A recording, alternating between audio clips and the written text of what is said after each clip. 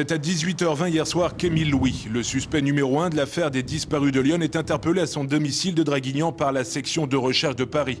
Placé en garde à vue, il est auditionné à la gendarmerie. Selon nos informations, Émile Louis aurait avoué en début de soirée son implication dans certaines disparitions.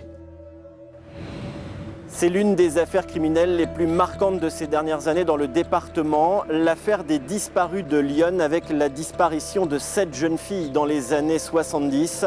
Pendant près de 20 ans, la justice a fait preuve d'une extraordinaire lenteur dans ce dossier jusqu'à ce jour de décembre 2000 où le principal suspect, Émile Louis, est interpellé chez lui dans le Var.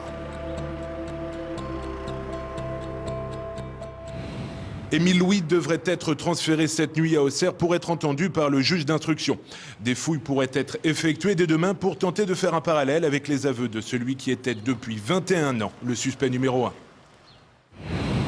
Toutes ces jeunes filles avaient le même profil, âgées de 16 à 25 ans, de milieu très modeste, légèrement handicapées mental et de la DAS. Elles ont un jour croisé la route d'Émile Louis, leur chauffeur de bus. Pensant ces meurtres prescrits, Émile Louis passe donc aux aveux. Il reconnaît avoir tué et enterré 7 jeunes femmes dans la région d'Auxerre entre 1977 et 1979, sans donner plus de détails aux enquêteurs. L'ancien chauffeur de car a été déféré cet après-midi devant un juge d'instruction d'Auxerre. Durant sa garde à vue, le vieil homme s'est enfin livré aux enquêteurs.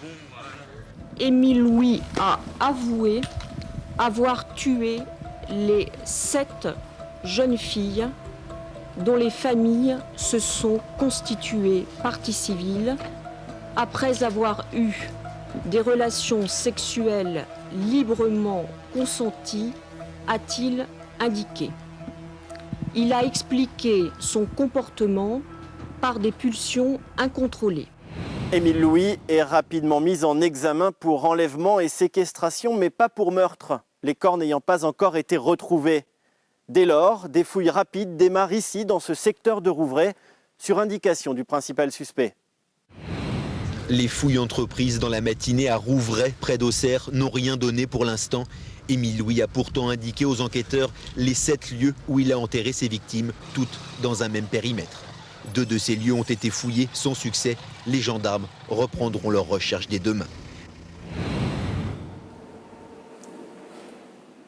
Lourdement condamné dans le Var pour viol avec barbarie et agression sexuelle aggravée, l'homme de 70 ans a été condamné à la perpétuité dans cette affaire des disparus de Lyon.